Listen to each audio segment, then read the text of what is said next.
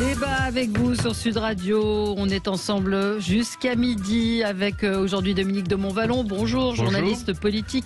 Laurent Jacobelli, porte-parole du Rassemblement National. Jean-Claude, bonjour. Bonjour et bonjour. Bonjour Valérie. Avocat vice-président de France-Amérique et Jacques Miard. Bonjour Jacques Miard. Salut et fraternité. Salut et fraternité à vous également. J'espère que Braque de la Ferrière va bien. Maire LR de Maisons-Laffitte. Non, mais vous nous en parlez à chaque fois, donc vous faisiez ce petit clin d'œil. Absolument. Du politique. Maire LR de Maisons-Laffitte. On va revenir sur cette interview d'Emmanuel Macron qui va être diffusée demain soir sur TF1. Évidemment, on ne connaît pas le contenu, bien qu'on ait une idée. C'est une sorte de bilan, apparemment. Valérie Pécresse a saisi le CSA parce qu'elle estime que ça devrait être décompté dans les comptes du candidat. On va en parler avec vous. Et puis le côté enregistré de la chose. Est-ce que ça vous choque? C'est vrai qu'une interview de président, en général, c'est en direct. Anne Hidalgo qui compare le sort des musulmans aux juifs des années 30. Le conseil scientifique et ses recommandations pour Noël. Martin Hirsch qui propose une prime aux soignants pour ceux qui acceptent de repousser les vacances de Noël. Ça va mal, on peut le dire. À l'hôpital, on a déjà un petit peu parlé hier. Coup de cœur, coup de gueule. Commençons avec vous, Jean-Claude. C'est un coup de gueule, un coup de cœur culturel. Oui, un coup de cœur pour le dernier ouvrage de Catherine Ney que tout le monde connaît. Tu le sais bien, le temps passe.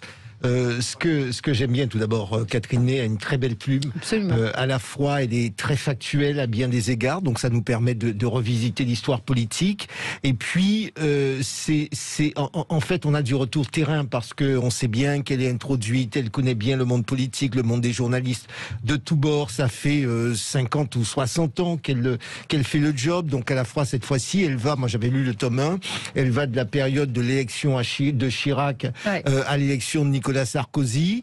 C'est aussi une façon de nous montrer comment fonctionne le pouvoir en réalité. Mais quand je dis le pouvoir en réalité, ce que c'est que la politique, moi j'ai envie de dire, ça n'est pas, on dit, il y a un mot qui est négatif, on dit souvent de la politique politicienne.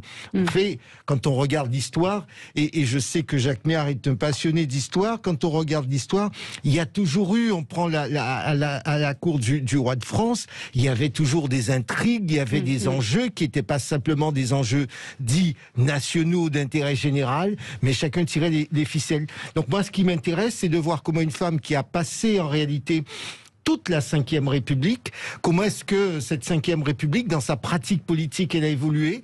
Comment est-ce que nous sommes confrontés également à de nouveaux modes de communication? Comment est-ce que les choses fonctionnaient? Je ne sais pas comment vous, journalistes, vous travaillez aujourd'hui, mais c'est vrai qu'à l'époque, les journalistes allaient chez les ministres, dans les dîners, il y avait ces fameux dîners en ville, on rapportait, on donnait de l'information. Aujourd'hui, tout est tellement instantané qu'il n'y a même plus le temps d'attendre le dîner. On sait en plein cours tout ce qui se passe. Donc c'est vrai que pour moi, l'intérêt de l'ouvrage de Catherine Ney, je le conseille vraiment, c'est presque un livre d'histoire. Alors évidemment, les agrégés d'histoire vont sursauter parce qu'il n'y a pas toutes ces notes de bas de page, ces références, cette recherche. Et puis elle est collée à l'histoire puisque c'est 95-2007. Mais en même temps, j'ai envie de dire, ça fait œuvre historique parce que ça nous renseigne à bien des égards. Et puis il ne faut pas perdre, je m'arrête là-dessus, il ne faut pas perdre la mémoire immédiate parce que c'est vrai que un travail d'historien est souvent fait sur le long terme, très longtemps après, sur des archives. On a parfois besoin de mémoire immédiate parce que je m'aperçois aussi, comme avocat, que très rapidement, la mémoire, elle est sensible et on peut oublier un certain nombre de détails qui sont, à défaut d'être croustillants, mais qui sont importants. Oui. Si je voulais juste dire Dominique, que je m'associe totalement à ce que vous avez dit, oui. Et Catherine Ney est indiscutablement et très évidemment une grande dame du journalisme. Et ce qu'elle raconte, ce dont elle témoigne, c'est quand même pratiquement un demi-siècle de l'histoire de France, vu par une journaliste donc talentueuse. Et ça montre à la fois, entre autres, à quel point les choses ont complètement changé dans les méthodes du journalisme, c'est clair, dans la façon de travailler des journalistes, c'est évident, vous l'avez suggéré. mais aussi complètement changé. La France d'aujourd'hui n'est plus Absolument. du tout ce qu'elle était il y a 40 ans. En ce sens, ce livre est un livre référence que je me permets modestement, ayant connu comme consoeur Catherine Ney, de conseiller aussi, bien sûr. Donc si je comprends bien, c'est le Saint-Simon d'aujourd'hui. C'est un peu cela, d'une certaine. En tout cas, c'est un livre qui se. Vous ne l'avez pas lu, Jacques ? Non, je ne l'ai pas lu parce que je dois dire que si vous voyez justement ma table de nuit, j'en ai un certain nombre que je commence. Vous pouvez le mettre au-dessus. Oui, vous pouvez le mettre au-dessus parce que franchement... Hier, on m'a recommandé un livre de Daniel, l'ancien du Nouvel Obs, qui paraît-il est aussi ciselé et de Jean Daniel. Bon, écoutez, en tout cas celui de Catherine Ney. On vous le recommande. Ce sont des cadeaux pour Noël. Voilà, Catherine Ney, franchement, quand vous rentrez, parce que j'ai entendu des journalistes dire je l'ai ouvert, j'ai pas pu m'arrêter. Effectivement, elle raconte, ça commence par une anecdote à propos de Bernadette Chirac, et le livre est absolument. Mais c'est ce qu'elle sait. En plus, elle fait ça merveilleusement bien. Et c'est vrai que ça peut réconcilier aussi bon nombre de nos concitoyens qui peuvent pas comme ça lire des pavés d'histoire, parce que il faut lire aussi les pavés, mais qui sont très complexes. Là, ça rend accessible au plus grand nombre et ça réconcilie d'une certaine manière. Elle ne pratique pas l'écriture inclusive, c'est ça? Je suis d'accord. Allez, on marque une pause, c'est l'heure du journal et on se retrouve dans un instant. Les débats avec vous, Emmanuel Macron, qui sera demain sur TF1, interview enregistrée dimanche. Êtes-vous choqué par le fait que cette interview ne soit pas en direct? On y reviendra. Et puis Valérie Pécresse qui veut saisir le CSA, elle l'a saisi d'ailleurs, pour que cette interview rentre dans le temps de parole du candidat Macron, même s'il ne l'est pas encore. Anne Hidalgo compare le sort des musulmans aux juifs des années 30, le conseil scientifique et ses recommandations pour Noël, et Martin Hirsch qui propose une prime aux soignants qui repoussent leurs vacances de Noël. Tous ces sujets, nous allons essayer de les commenter avec Jacques Miard, maire LR de Maisons-Laffitte, Jean-Claude Beaujour, avocat, vice-président de France-Amérique, Dominique de Montvalon, journaliste politique, et Laurent Jacobelli, porte-parole du Rassemblement national. On continue ce tour de table qui nous donne ce qui a retenu votre attention aux uns et aux autres. Jacques Miard, un coup de gueule. Oui, c'est un coup de gueule, ou plus exactement même un fort étonnement à la Grèce de la BNP qui, à Aubervilliers, a décidé de trier ses clients en fonction, je dirais, du lieu et de leurs difficultés. Alors, elle a envoyé à son personnel une note fort bien expliquée, disant dans laquelle, notamment en ce qui concerne la mairie, vous allez retrouver ceux qui sont les CSC+, c'est-à-dire les gens potentiellement, on va dire les rupins. Et puis, du côté des 4 chemins, vous allez récupérer, je dirais, les gueux, ceux qui ont des difficultés à remplir un certain nombre de renseignements, qui gèrent mal leurs affaires, etc. Donc, je dirais que, à la limite, on peut comprendre qu'une banque veuille mieux adapter ses services. Mais le mettre par écrit de cette manière, bien sûr, ça a fuité. Je trouve que c'est quand même un peu fort de café et que ça montre combien les banques, ce que je peux comprendre, recherchent le profit. Elles sont là, ce sont des entreprises, mais qu'il y ait une sorte de stigmatisation aussi forte entre les clients me paraît quand même condamnable, et ce ne sont pas des choses à faire, même si par certains côtés, parce qu'il y a effectivement à Aubervilliers des problèmes de sécurité. On voit très bien d'ailleurs qu'ils souhaitent que les personnes qui ont des difficultés soient dirigées vers ce qu'ils appellent des néobanques, c'est-à-dire chez Nickel. Franchement, je trouve que c'est une dérive qui est quand même, surtout lorsqu'elle est portée et qu'elle est systématiquement, je dirais, décrite. Vous voyez ce que je veux dire? Je trouve que c'est quand même des pratiques qui sont condamnables. Mais est-ce que c'est légal? J'étais justement en train de dire que j'emboîte le pas à Jacques Miard, parce que pour moi, il s'agit à l'évidence d'une forme de discrimination, d'une rupture d'égalité, et en plus l'expression d'un préjugé. Parce que l'on essaie d'avoir dans ces fichiers, c'est assez connu, de voir le niveau de patrimoine des clients pour savoir quels services leur proposer, compléter, etc., etc. C'est une chose. Mais décider qu'à raison du lieu de résidence, on va traiter une population, une communauté donnée d'une certaine manière, c'est purement illégal et c'est une rupture d'égalité. Je pense que c'est là où, vous voyez, où l'opinion publique et les réseaux sociaux doivent se manifester, parce qu'au-delà du droit, on devrait pouvoir dire, à un moment donné, on boycotte tel ou tel comportement et on le fait savoir. Et on devrait interpeller le président de la BNP sur ce type de sujet. Moi, j'aimerais l'entendre sur ce type de pratique, parce que c'est peut-être le comportement, une décision d'une agence ou d'un groupe d'agences, comme cela peut arriver, j'ose espérer pour eux. Oui, non, mais voilà où on en est aujourd'hui. Je lis effectivement Aubervilliers, donc séparé par le boulevard, se côtoient des zones sensibles frappées par la misère, le chômage, les trafics, la violence, et des îlots plus calmes où d'anciens Parisiens ont acheté une maison avec un jardinet. C'est bobo pour les appeler par leur nom. Oui, voilà. Donc, c'est Laurent Jacobelli, ça vous fait réagir? Oui, je ne connaissais pas cette affaire et ce cas particulier. Merci à Jacques Mia de l'évoquer aujourd'hui. Ça montre bien que parfois les banques oublient une forme d'éthique, c'est-à-dire que l'appât du gain, il faut le dire, fait oublier un certain nombre de règles sociales, de règles de bienséance qui paraissent élémentaires. On le voit là par le tri des clients potentiels, et effectivement il y a une forme de discrimination sous-jacente, si on a bien compris ce que vous venez de lire, qui est extrêmement gênant, parce qu'il y a quand même un droit du client en France et une forme de secret aussi de la position personnelle de chacun, que les banques d'ailleurs ne se gênent pas pour transgresser souvent. Et moi j'aimerais remettre sur la table aussi une autre question, qui est le rôle des banques dans notre démocratie de manière générale. Beaucoup de partis politiques aujourd'hui qui veulent entrer dans les élections, et notamment le Rassemblement national, mais nous ne sommes pas les seuls, ont du mal à avoir un prêt bancaire, alors qu'ils ont toutes les garanties financières, alors que les sondages montrent à l'évidence qu'ils seront remboursés par l'État. Et donc le rôle des banques dans ce qu'il sous-tend en termes sociaux, en termes économiques, est parfois trop important, et ça demande effectivement une vigilance particulière. Ce n'est pas parce qu'elles sont riches qu'elles peuvent tout faire. Oui, non, c'est assez, nous sommes les étonnant. clients. N'oublions pas que les banques gagnent aussi de l'argent, et je voudrais le préciser, parce que vous avez beaucoup de gens, quand vous êtes à découvert, vous savez, c'est plus facile quand on a gros revenus, de négocier, de discuter, voire de faire des prêts par anticipation qui ne coûtent rien. Quand vous êtes plus modeste, qu'est-ce qui vous arrive? Eh bien, vous êtes à découvert et ça se paie au taux fort. C'est ça qui rapporte de l'argent. Donc, c'est purement scandaleux. Oui. Dominique de Montvalon. Ce qui m'intéresserait, c'est de savoir, c'est à l'initiative de qui? C'est la banque. C'est la banque. Oui, mais ça peut être une agence, la banque locale, si je puis dire, la banque d'Aubervilliers, ou bien plus généralement? Je pense que ça doit être une décision.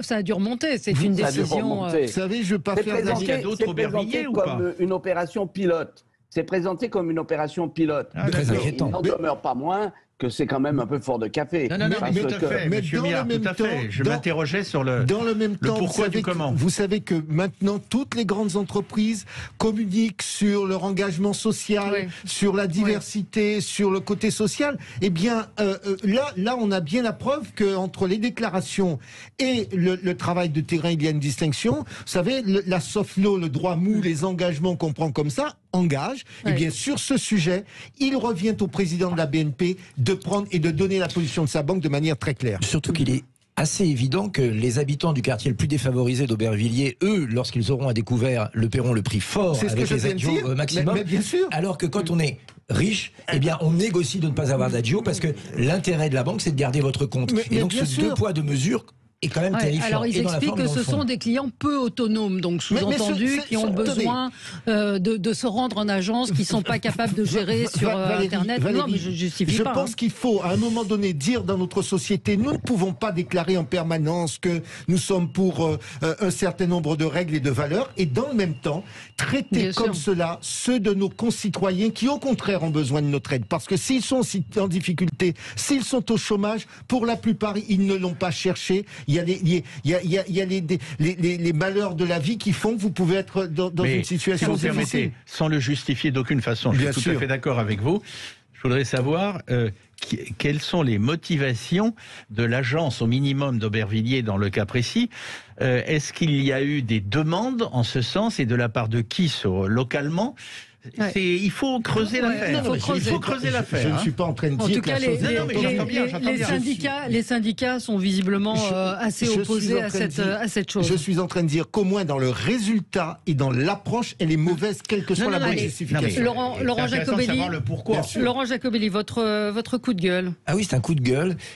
Au moment où 6 Français sur 10 déclarent avoir une fois au moins renoncé à des soins, pour des raisons financières ou des raisons de problèmes de prise de rendez-vous, quand 15 000 personnels hospitaliers sont maintenus chez eux sans salaire parce qu'ils ne veulent pas se vacciner, au moment où on apprend qu'on a supprimé 5 700 lits d'hôpital l'année dernière en pleine période de pandémie, eh bien on apprend par l'Office français de l'immigration et de l'intégration que 26 000 permis de séjour pour raisons de santé ont été délivrés à des étrangers, au premier rang desquels des Algériens. Alors j'explique à nos auditeurs ce que c'est, parce que moi je l'ai finalement découvert dans le Figaro. Ce n'est pas l'aide médicale d'État, cette aide qui finance les soins gratuits aux clandestins, ce qui est déjà scandaleux, ça coûte plus d'1 milliard par an. Pas du tout. Vous êtes étranger, vous déclarez vouloir obtenir des soins en France, eh bien on vous accueille et les soins sont gratuits. C'est le seul pays au monde, vous m'entendez bien, où cela existe. Et on ne parle pas de petits soins, on ne parle pas de plomber une carie, on parle parfois d'une greffe de rein, de traitements expérimentaux, certains traitements qui sont chiffrés à 80 000, 100 000 euros. La personne n'a rien à débourser. Qui paye? Eh bien, c'est nous tous autour de cette table. Ce sont tous les auditeurs qui payent des impôts et qui payent des taxes. Eh bien, cela, très honnêtement, doit cesser. Ou de moins, doit être très strictement contrôlé. Parce qu'on ne peut pas avoir une santé à 2 vitesses. Celle qui soigne les étrangers gratuitement, et j'allais dire pratiquement en priorité, et celle qui est imposée aux Français avec une dégradation du service hospitalier, pas des soins, hein, parce que nos personnels soignants font tous les efforts, une dégradation du reste à charge qui font qu'aujourd'hui, par exemple, quand vous voulez changer de paire de lunettes, la Sécurité sociale vous propose un remboursement à 9 centimes, alors que à côté, un Algérien se fait greffer un rein pour plus de 80 000 euros. Tout cela n'est plus possible. Il faut réserver cette aide à des cas d'extrême urgence pour des pays où les soins n'existent pas et pour des personnes en grande fragilité. Mais ça doit être l'exception. Car une fois encore, je le répète, certains étrangers qui viennent se faire soigner en France pourraient avoir le même traitement chez eux, mais en payant. Or, ils viennent l'avoir gratuitement en France. Je regarde sur le site du gouvernement, qui peut y avoir droit? Vous êtes étranger, vous résidez habituellement en France, votre état nécessite une prise en charge médicale sans laquelle votre santé deviendrait critique, vous ne pouvez pas avoir accès aux traitements adaptés dans votre pays d'origine et vous ne représentez pas une menace pour l'ordre public. Voilà les conditions. Donc ce sont des gens qui normalement résident en France. Oui, mais le problème c'est que ça, c'est la théorie.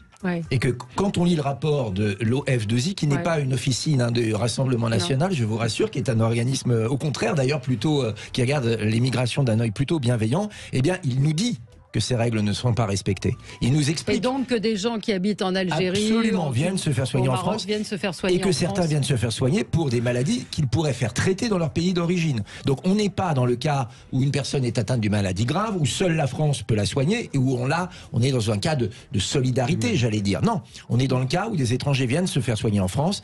Quand on parle de greffe, par exemple, quand on parle de pénurie de lits d'hôpitaux, eh bien quand ils se font soigner, c'est forcément au détriment d'un Français qui lui aura payé ses impôts et ses taxes. Il y a quelque chose d'illogique, il y a une forme de préférence étrangère qu'avec Marine Le Pen nous voulons remplacer par la priorité nationale, vous le savez. On y revient dans un instant avec vous, à tout de suite. On est ensemble avec vous sur Sud Radio jusqu'à midi, on termine les coups de cœur, les coups de gueule. Jacques Méhard voulait peut-être réagir à ce que disait Laurent Jacobelli. Oui, je suis quand même un peu étonné parce que, pour rien vous cacher, j'ai eu un cas à traiter de cette manière avec quelqu'un qui est un médecin en France et qui voulait faire venir sa sœur qui a un problème et voulait la faire opérer en France et repartir, et en payant. Et on n'a jamais reçu, le service de l'immigration et l'ambassade de France, notamment en Algérie, a bloqué et il n'y a jamais eu de délivrance de visa pour venir. Donc, il y a sans doute des cas que rappelle Laurent qui sont exacts, mais j'ai l'impression qu'en 2021, il y a eu un strict contrôle des entrées sur le territoire national à ce titre. C'est ce qui me semble, à travers un exemple, j'en conviens. Oui, un auditeur me dit depuis le 1er janvier 2017, les demandes de titre de séjour pour raison médicale sont soumises à l'avis d'un collège de médecins de l'Office français de l'immigration et de l'intégration, et le dépôt des demandes se fait exclusivement au guichet de la préfecture sur rendez-vous. Attendez, Dominique, vous voulez dire un mot ? Je voulais juste dire que plus que jamais dans ce monde qui est le nôtre, des fake news, des amalgames, non, mais là, des raccourcis. C'est un rapport. Non, mais j'ai pas dit que mes 3 qualificatifs s'appliquaient à ce rapport. Je n'ai pas dit ça, je le prends au sérieux, justement. Mais je fais une chose que je n'aime pas, mais je généralisais un petit peu. On a besoin impératif de transparence et de vérité. Qu'on nous dise sur tous les terrains ce qu'il en est exactement. Il y a des éléments de vérité partiels ou totaux, on verra, qui surgissent. C'est vrai que les questions se posent, mais on finit par être, pas à l'instant quand nous parlons, je veux être clair, mais on finit par être complètement perdu devant le bombardement des avis orientés, des fake news, et aussi dans le lot, dans le méli-mélo de faits dérangeants qui ont été têtus jusqu'ici, que les choses soient dites. Non, mais là, c'est ce qui est le cas.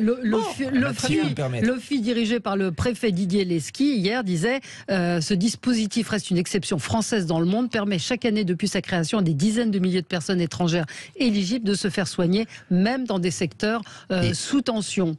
C'est ça le problème, si je peux me permettre de Montvalon, c'est que vous pouvez avoir raison, évidemment, de manière générale, certains mettent la lumière sur l'aspect qui les dérange ou qui les arrange, et ça peut arriver. Mais quand un office émet lui-même un rapport qui va finalement, qui est un audit de sa propre activité et un audit très critique, on peut y apporter quand même un regard, on va dire, positif, en disant c'est sûrement la vérité. Par exemple, je vous cite ce cas, parmi les 26 000, il y a plus de 200 PMA. Je sais.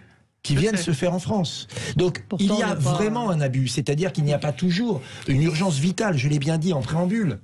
Lorsqu'on est dans un pays où il n'y a pas de soins, qu'on a une urgence vitale, que la technologie existe en France, personne autour de cette table, et je crois dans les auditeurs, dirait qu'il ne faut pas le faire. Cher Laurent, j'apprécie ce jour-là, puisque je suis à côté de vous, j'apprécie la façon dont vous soulevez un lièvre, si j'ose dire. C'est pas d'ailleurs une bonne expression pour une chose comme ça, dont vous dites une vérité dérangeante et dont vous l'analysez de façon nuancée. Par exemple, juste une chose, j'arrête, je ne parle plus de ce rapport, mais il est question de plusieurs dizaines de milliers de personnes. Ça ne change rien au fond des choses. Je n'ai pas mis en cause ni ce rapport, ni la façon dont vous l'avez utilisé, enfin cité plus exactement, pas utilisé, mais cité. Mais par exemple, plusieurs dizaines de milliers, moi ça ne me convient pas.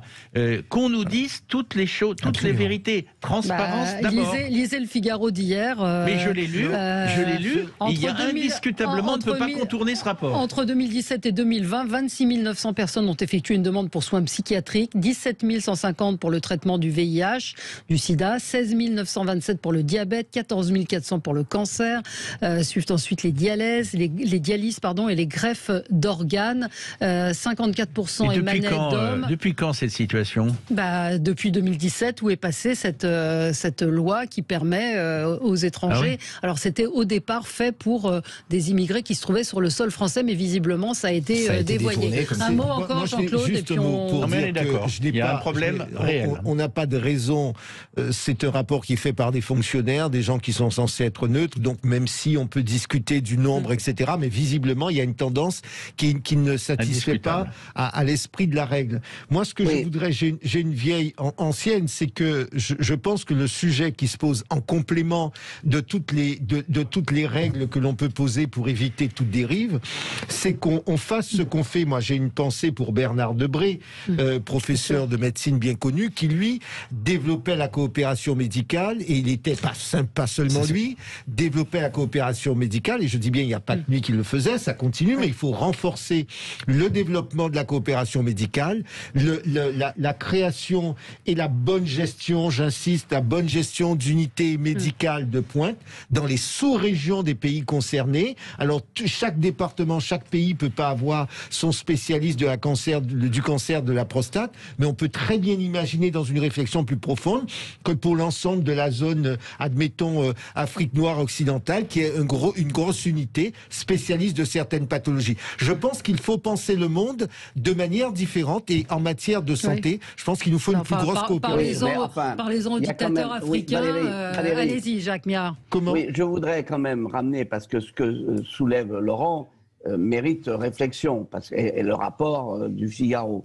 Cela étant, je crois qu'il faut aussi que, à ce moment-là, si on accueille des gens qui doivent être soignés en France, ça compte dans ce que nous donnons en aide au développement. Pourquoi pas ? C'est-à-dire que, quelque part, on puisse comptabiliser ces aides indirectes dans l'aide qu'on apporte à ces pays. Absolument. Parce qu'aujourd'hui, je suis intimement convaincu que ce n'est pas le cas.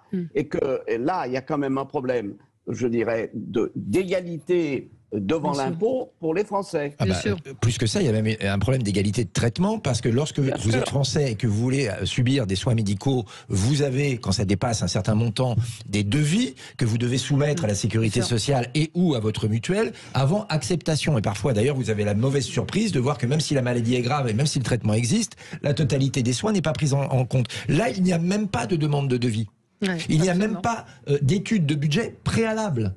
Et donc, on est dans un deux poids, deux mesures, excusez-moi de le dire, de préférence étrangère qui n'est pas tolérable du tout, même au principe de l'entraide. Il faut, au moment où les Français souffrent, au moment où il y a une pénurie de lits d'hôpitaux, qu'on commence à remettre la priorité là où elle doit être. De toute façon, il faut en finir avec l'opacité, voyons. Oui. Mais allez-y, Jacques. C'est pas simplement une question d'opacité. C'est une question d'ouvrir les yeux sur une réalité du monde. Et là, je rejoins Claude, c'est que effectivement, nous sommes dans un village planétaire et nous avons intérêt aussi à maîtriser les flux. Parce que s'il y a une totalité de passe-droit à droite et à gauche, ça pose quand même quelques problèmes. Mais Jacques, on maîtrisera les flux si effectivement on limite l'intérêt d'un certain nombre d'êtres humains à venir sur notre territoire donc les obliger à vivre et à ce qu'ils trouvent toutes les structures de tous leurs pays dans leur pays ou dans leur sous-région. Et arrêter les pompes aspirantes, parce qu'on le voit bien, une fois encore, la France là-dessus est en position unique par rapport même à ses voisins européens. On a une position plus généreuse encore que tout le monde, et donc forcément, tout le monde vient chez nous. C'est l'appel. Allez, on marque une petite pause, Dominique, et je vous donnerai la parole pour votre coup de cœur. On prend du temps, mais c'est intéressant, je trouve, d'évoquer des sujets qui sont un peu transversaux. À tout de suite. Sud Radio, 10h midi. Avec vous sur Sud Radio jusqu'à midi, Dominique, votre coup de cœur qui va pas plaire à certains de nos auditeurs, mais on assume. Mais sans provocation, je voudrais dire... Alors d'abord, mon coup de cœur, c'est pour tous ceux qui ont accepté de se faire vacciner, pas toujours de bon cœur, mais raisonnablement, rationnellement, et j'ai envie de dire par devoir. En France. Par devoir. Vacciné 2 fois, maintenant 3, et on verra la suite. Je vais dire pourquoi, parce que je suis très frappé que dans notre monde en général, et pas seulement le monde du journalisme, on a renversé la donne. J'ai connu une époque où ceux qui étaient minoritaires n'avaient quasiment pas droit à la parole. C'était la parole majoritaire qui s'imposait irrésistiblement. Et aujourd'hui, ce sont les minoritaires, et parfois, je ne dis pas que ça s'applique aux non-vaccinés, mais parfois les hyper-minoritaires, qui donnent le là, qui parlent sans arrêt, qui imposent leur logique et leur discours. Je répète, ils ont droit à la parole. Ils ont droit aussi à notre respect, à mon respect. Hein. Et donc, je le dis parce que où en serait-on aujourd'hui si 80% des Français, c'est insuffisant mais c'est massif, n'avaient pas accepté de se faire vacciner. Je répète, pas toujours pas toujours en chantant et avec quelquefois des doutes, des inquiétudes. Non, mais les minorités, c'est le wokisme aussi. Hein. C'est une minorité qui tente d'imposer. Absolument. D'imposer l'écriture inclusive. Je suis scandalisé par le wokisme. Je veux dire, il faut barrer la route au wokisme. Voilà, mais c'est une minorité. C'est une minorité qui tente d'impressionner. Peut-être que mon propos était un peu contourné. Je veux être clair. Tout le monde a droit à la parole, y compris les minoritaires. Et c'est souvent des minoritaires que viennent des éléments nouveaux, dérangeants, qui nourrissent le débat et qui le font avancer. Néanmoins, je maintiens modestement comme journaliste que nous sommes dans une époque où il n'y en a que pour les minoritaires.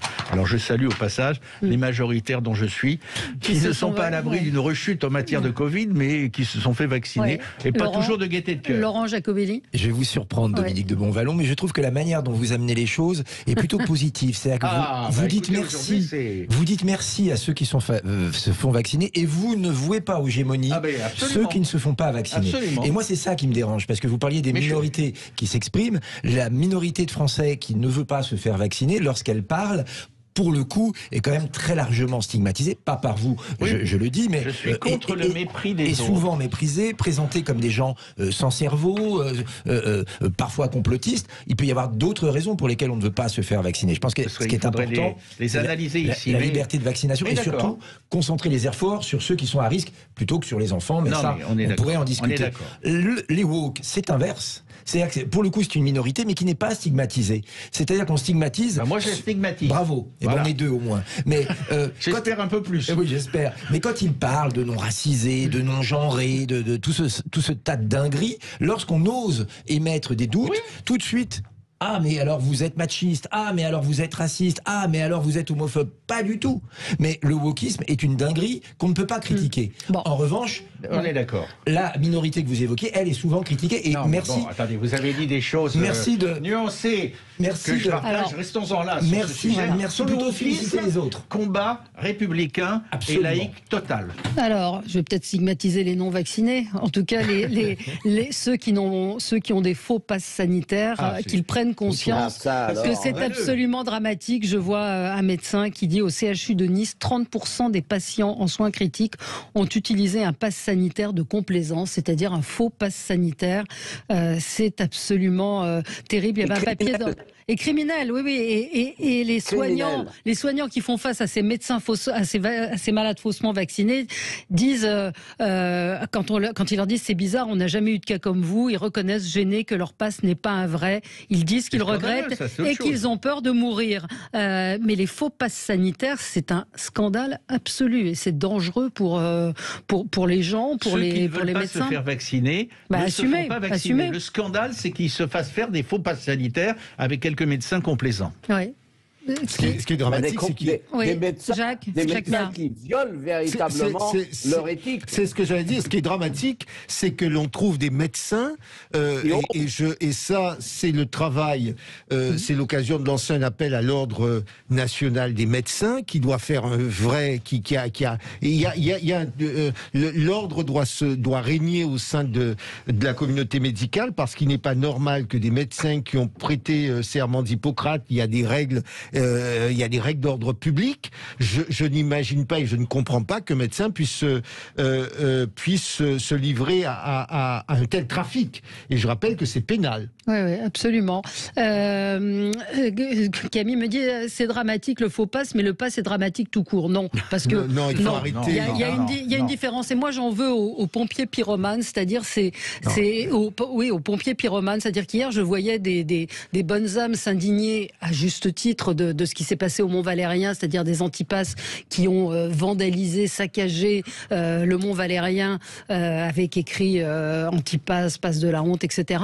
Mais ce sont des gens qui ont encouragé ces antipasses, qui ont encouragé tout cela. Donc, faut pas s'étonner de ce qui se passe aussi. Hein. Non, Valérie, on peut être contre une mesure sans pour autant avoir recours à la violence, parce que alors sinon, on ne pourrait plus s'exprimer sur rien, parce qu'il y a toujours un tas d'agités qui va prendre vos propos de travers et qui va casser quelque chose. Moi, je l'assume ici. Nous sommes, avec Marine Le Pen, contre le pass sanitaire qui est devenu un pass vaccinal. Ça ne veut pas dire que nous comprenons les faux passes, pour le coup, qui est un détournement de la loi et qui est une forme de mensonge qui peut avoir des conséquences sanitaires. En revanche, au moment où l'on sait que le vaccin ne permet pas à 100% d'éviter la transmission ou le fait d'attraper le virus. En revanche, c'est très important parce que ça permet d'éviter les formes graves à titre personnel. Au moment où quelqu'un qui se teste le matin est négatif a probablement moins de chances de vous refiler la Covid que quelqu'un qui a été vacciné il y a 3 mois, au moment où l'on sait que l'endroit où on se transmet le plus le virus, c'est le train et l'avion, où il faut entrer avec un pass, oui, il est légitime de se poser la question de l'utilité du pass sanitaire. Ça ne veut pas dire de se poser la question de toute politique sanitaire. En revanche, il faut en éviter évidemment tous les excès. Votre dialectique sur le pass sanitaire est assez compliquée, est assez complexe, mais c'est la pensée complexe. C'est pas moi qui l'ai inventé. C'est pas votre terrain de force. Ça allait de soi. Je pense que sur votre auditrice qui dit le pass sanitaire est tout aussi dangereux que les faux passes. Moi, je suis désolé, je ne peux pas entendre cela. Je ne peux pas entendre cela. Je préfère quelqu'un qui assume le fait de ne pas vouloir se faire vacciner, plutôt que l'on me dise que les faux passes...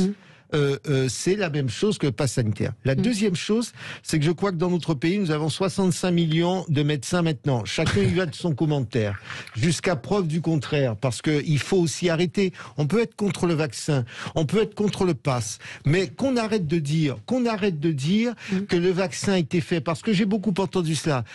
On va tuer des gens, que c'est fait pour si. Lorsque le médicament est mis sur le marché, il y a quand même des précautions élémentaires qui sont prises. Donc il faut arrêter. Des ratés, hein. Comment ? Il peut y avoir des ratés. Malheureusement. Mais attendez, mais quand vous prenez la voiture, vous savez, quand vous prenez la voiture, il y a aussi des ratés. Eh bien voilà, il faut accepter qu'il puisse y avoir des ratés, mais le bénéfice, c'est pas un monde vivant. Le bénéfice coût-risque. La vie est une maladie mortelle sexuellement transmissible. Absolument. Ne l'oubliez pas. Allez, merci Jacques. On va changer de sujet. On va peut-être marquer une pause maintenant, comme ça on aura plus de temps pour parler de l'intervention du président de la République demain. Valérie Pécresse saisit le CSA pour demander à ce que cette interview soit décomptée du temps de parole du candidat. À tout de suite. La candidate LR à la présidentielle Valérie Pécresse a annoncé qu'elle saisissait le CSA après l'annonce d'une émission télévisée avec Emmanuel Macron qui sera donc diffusée demain soir sur TF1 et LCI à 21h. Une émission qui a été enregistrée dimanche à l'Élysée. Donc plusieurs questions. Une interview enregistrée 3 jours avant, c'est quand même du jamais vu. Et puis, les adversaires d'Emmanuel Macron estiment que c'est le président candidat qui s'exprime. Valérie Pécresse, elle a été obligée d'annuler, BFM a décidé de reporter l'émission qui lui était consacrée le même soir, à la même heure, ce qui fait dire au LR que Valérie Pécresse est bel et bien leur cible.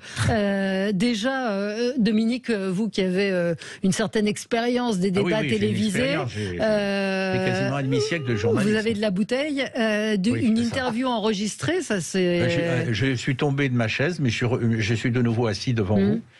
Je n'ai jamais... est-ce que j'ai un oubli, etc. Je n'ai jamais vu ça. Mais est-ce que c'est grave ? Mais vous savez, est-ce que c'est grave, docteur, comme on dit ? Écoutez, c'est une prise de risque pour l'intéressé. Ça m'amuse qu'on le dise à l'envers. Il a sans doute des raisons, il sera en déplacement, etc. Mais c'est quand même assez extraordinaire d'enregistrer 4 jours à l'avance, dans un contexte aussi tendu, aussi difficile, s'agissant de la présidentielle, mais aussi de tout ce qui se passe en France et dans le monde, d'enregistrer les choses comme ça. Et non, je n'ai jamais vécu ça comme journaliste, et je n'ai pas le souvenir de quelque chose de cet ordre-là. C'est singulier. C'est singulier. Il faut qu'il soit jeudi soir à la hauteur de cet enregistrement différé. Oui, mercredi soir. Mercredi soir ? Oui, c'est demain soir. Pardon, excusez-moi. Jacques Méhard ?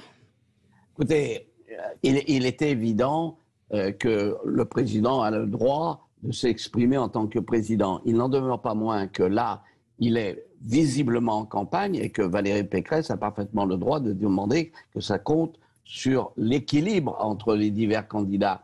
Parce qu'il ne s'agit pas d'interdire, il s'agit de ramener dans le temps de parole l'équilibre entre les divers candidats potentiels. Donc, par exemple, moi je sais qu'un certain nombre de chaînes, lorsqu'on apparaissait, nous, LLR trop, nous disaient stop, on ne vous prend pas parce qu'il faut rééquilibrer les étiquettes politiques. Donc aujourd'hui, manifestement, Macron utilise tous les moyens pour faire campagne, bien sûr aux frais de la République, on va voir comment ça tourne, mais surtout rompt l'égalité potentielle entre les candidats. Et ça, c'est pas acceptable. Oui. Donc vous êtes d'accord avec ce que dit Valérie Pécresse, Laurent Jacobelli? Oui, bien sûr. Même si on a reproché, j'entendais ce matin un porte-parole du gouvernement, disant mais Sarkozy a fait de même. Sauf que, de toute façon, le fait que le président s'exprime, dont acte, c'est un problème d'équilibre. C'est-à-dire que dans les chaînes et dans, je dirais, la propagande, entre guillemets, des divers candidats, il y a un équilibre. Parce qu'aujourd'hui, il aura lieu. Il est en campagne et il le fait de manière ostensible et sans vergogne. Oui.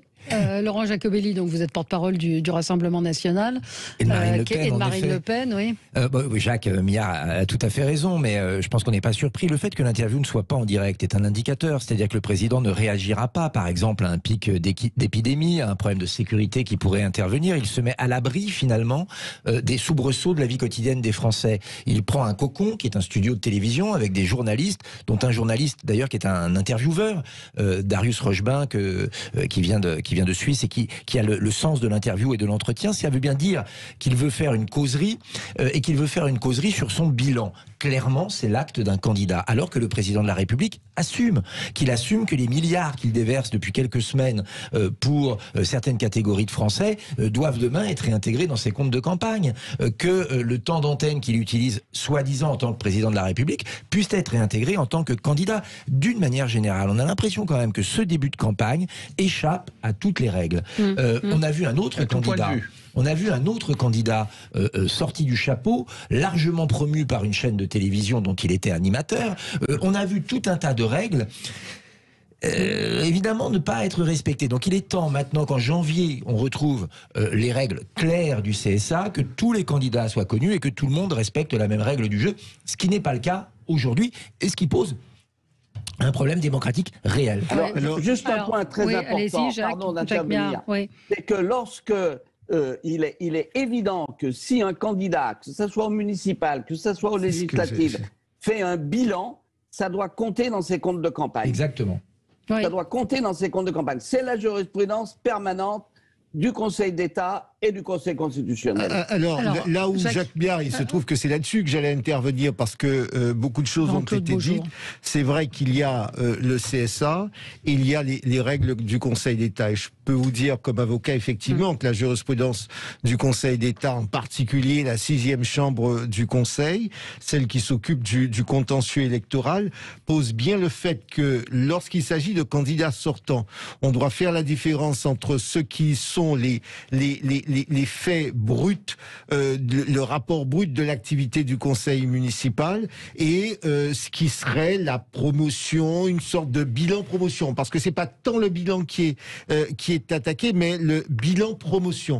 Et c'est vrai que quand on regarde la jurisprudence, on voit bien que c'est vraiment factuel. Les juges vont vraiment dans le détail, on regarde les phrases qui sont utilisées, le nombre de photos. Moi je l'ai dans un certain nombre de dossiers, et on regarde le nombre de photos.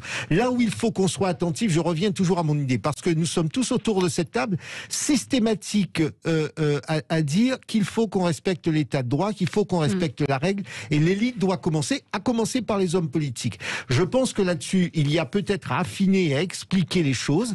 C'est vrai que lorsqu'on est sortant et candidat, eh bien peut-être qu'il faut imaginer qu'un 20% de toutes les façons soit défalqué, parce qu'on sait que l'électeur moyen ne fait pas la différence entre le candidat et le maire ou le député ou le président.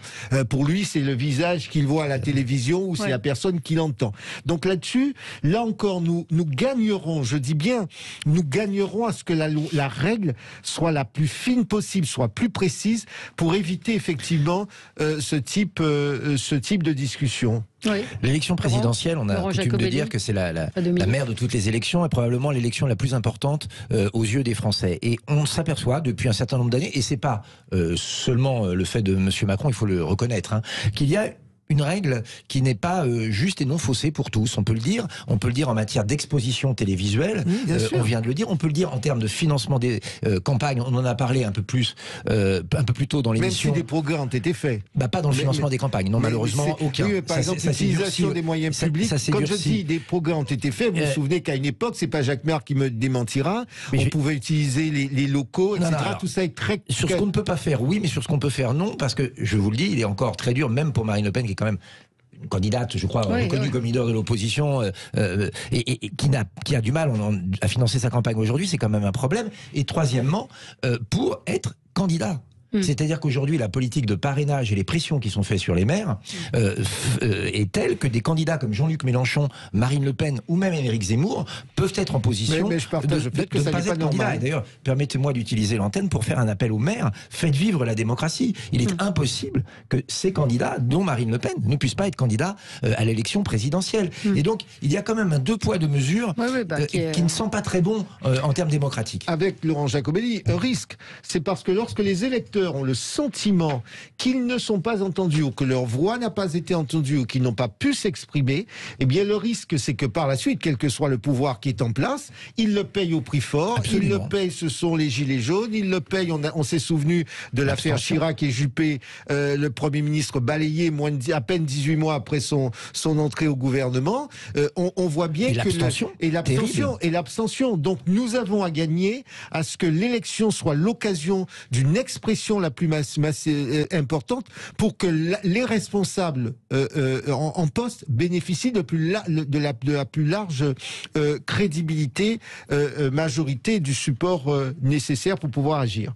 Oui, Dominique, de Montvallon. Valérie Pécresse a eu raison de tempêter, parce que même si je trouve que la polémique est un peu gonflée, un peu grossie par rapport à son objet, parce qu'elle était très évidemment d'ores et déjà assurée d'avoir un temps de parole pour répondre à Emmanuel Macron équivalent. Et puis en plus, elle devrait avoir un peu de mémoire. Certainement pas. Bien, prenons date, monsieur le député, monsieur le maire. Prenons date, nous verrons. Elle devrait avoir de la mémoire. Elle en a d'ailleurs. Elle en a, et pour cause. Parce qu'il y a quelqu'un dans le statut particulier d'un président en poste qui a eu le même genre d'attitude, c'était Nicolas Sarkozy. Rappelez-moi, monsieur Miard, quel a été le destin politique de monsieur Sarkozy. Est-ce qu'il n'a pas été... pas tout à fait. Mais oui, voilà. Et il y aura un peu de recul. Non. Dominique, oui. Je prends pour argent comptant ce que vous dites, c'est-à-dire que effectivement, Nicolas Sarkozy s'est exprimé en président pendant longtemps, mais il n'a pas préenregistré, comme vous l'avez vous-même souligné. Pas enregistré, d'accord, oui. Voilà, là, vous jouez sur les mots, monsieur le maire. Il y a une certaine différence, parce qu'il n'y a pas de dialogue, il y a simplement un échange avec des journalistes. C'est un dialogue, c'est un dialogue. L'enregistrement, c'est un autre problème, on en a parlé tout à l'heure, ça ne change pas. C'est un dialogue. Le fond des choses. De Gaulle, c'était pas mieux.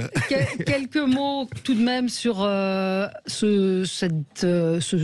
cette phrase d'Anne Hidalgo qui a beaucoup fait réagir lors de son meeting à Perpignan. Je vous propose d'écouter ce qu'elle disait à propos des musulmans et des juifs. Ce langage des années 30 qui honnissait l'étranger, qui exaltait la haine des juifs, il l'applique aujourd'hui à qui?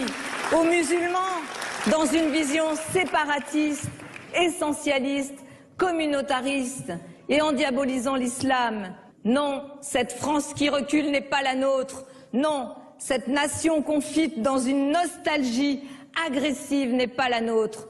Non, cette France au passé falsifié n'est pas la nôtre. Je ne laisserai pas désigner nos compatriotes musulmans comme les boucs émissaires de la crise française. Alors hier, certains de ses soutiens ont ramé en disant mais non, elle parlait du langage, etc. C'est quand même une comparaison. Elle s'est plantée, puis c'est tout. Elle s'est plantée, puis c'est tout. C'est tout. C'est pas grave? Si, c'est grave, parce qu'elle fait des amalgames inadmissibles. Chacun sait que les Juifs, avant-guerre, faisaient des attentats lorsqu'il y avait des Juifs radicaux. Absolument. Voilà. Ouais. Donc c'est complètement stupide et ridicule. Oui, oui, Laurent Jacobelli. Soit elle n'a aucune gêne et qu'elle est prête à tout pour racoler le moindre électorat, soit elle n'a aucune culture hystérique peut-être. C'est une culture hystérique. Attention. Soit les deux. Quand on n'est pas capable d'être maire de Paris, on ne peut même pas prétendre être présidente de la République. Je crois que Madame Hidalgo s'est disqualifiée par ces termes outranciers. Je sais que la radicalité semble de mode dans cette campagne, mais elle a fait preuve là d'un manque de bon sens total. Quelle indignité pour nos compatriotes juifs, pour tous ceux qui ont des aïeux qui ont souffert de ce qui s'est passé, et notamment le génocide. Et c'est terrifiant. Enfin, comment elle peut faire cette comparaison et puis c'est nier le problème? Parce qu'il faut le dire quand même, on a aujourd'hui un problème, non pas avec l'islam, mais avec l'islam radical, qui aujourd'hui a fait des victimes en France, qui aujourd'hui essaye de s'imposer à travers des écoles coraniques, à travers certaines mosquées, pas toutes, mais il y a un moment, on ne peut pas mettre la poussière sous le tapis et essayer de s'en sortir avec des amalgames douteux pour préserver un électorat qu'elle croit captif au nom d'une mouvance qu'on peut qualifier d'islamo-gauchiste. Donc maintenant, Madame Hidalgo, il va falloir un peu de décence, un peu d'honneur et remettre un peu de hauteur dans votre campagne. Mais c'est quoi? C'est pour aller draguer un certain... Mais c'est pour aller draguer un demi-point dans certaines banlieues, voilà. J'ai deux observations à faire sur la déclaration de Madame Hidalgo, et je note qu'il n'y a pas eu d'applaudissements à ces propos, en tout cas très peu, heureusement. Moi, je note deux choses. La première, c'est que c'est une contre-vérité historique. La comparaison qu'elle a faite est une comparaison saugrenue. On n'a pas besoin d'être agrégé d'histoire ou normalien pour pouvoir comprendre qu'il n'y a pas de commune mesure dans ces deux sujets. Mais ce qui me choque, c'est véritablement cette captation électorale, en tout cas sur une population, où un certain nombre de gens de gauche considèrent qu'il y a des communautés ou des populations qui vont de facto voter pour eux, comme si l'ensemble des musulmans devaient voter comme un seul homme pour la gauche. Moi, je suis toujours surpris, et c'est toute l'erreur de la gauche. Moi, parce qu'il y a évidemment la question de l'islam radical, mais il y a aussi le fait que ceux qui sont visés, on parle en arrière-plan, il y a le problème dans les quartiers. Et en réalité, les maires socialistes ont laissé s'installer, ont laissé pourrir un certain nombre de quartiers. Lorsqu'on disait aux gens de gauche, parce que moi j'en ai connu, où on disait il faut ramener du travail, de l'économie, un certain nombre d'éléments qui vont faire vivre ces quartiers, eh bien qu'est-ce qu'on faisait? On finançait des associations qui ne menaient nulle part, on achetait la paix sociale, moi je l'ai vécu. Donc, elle n'a qu'à s'en plaindre à ses propres amis, parce que ces gens-là font comme s'ils n'avaient jamais été aux responsabilités. C'est l'idéologie de Terra Nova qui a voulu chérir l'ethnicisme, c'est-à-dire les émigrés d'une manière générale, à la place de la classe ouvrière, qui sont passés d'ailleurs... C'est du racisme à l'envers, je vais vous dire. Elle ne le comprend peut-être même pas, mais de sa part, c'est du racisme à l'envers. Et de toutes les façons, nous le constatons très bien. Vous savez, moi, je suis pas né de la dernière pluie. On sait très bien ce genre de choses, et il n'y a pas de vote communautaire. Alors, Dominique, et ses soutiens ont essayé de la défendre hier. Patrick Menucci disait, écoutez la vidéo, c'est un mensonge, elle fait référence aux années 30 et pas à la Shoah. Excusez du peu. Dominique, un dernier mot. Non, juste pour... je suis consterné, accablé de voir où arrive maintenant Anne Hidalgo, avec l'espoir peut-être il est vain à mon avis, mais enfin de gagner quelques voix ici ou là. Il n'y a pas de vote communautaire. Ce dont les Français ont besoin, je le dis ici, quelle que soit leur sensibilité, quel que soit leur vote, quelle que soit leur analyse de la société française, c'est d'un PS minoritaire certes, et qui le serait aujourd'hui, mais d'un PS qui tienne la route et qui tienne un discours républicain, laïque et fidèle, et fidèle aux grands ancêtres. Fidèle aux grands ancêtres. Et ben voilà. Mais c'est pas le cas. Absolument. Mais ça, ils ont oublié les valeurs républicaines. Il y a plus de PS. Il faut retrouver une dialectique, dites-vous, Jacques Miard, et il faut retrouver un discours effectivement qui parle aux gens. Merci à tous les quatre. Merci. Dans un instant, André Berkoff. Très bonne journée sur Sud Radio.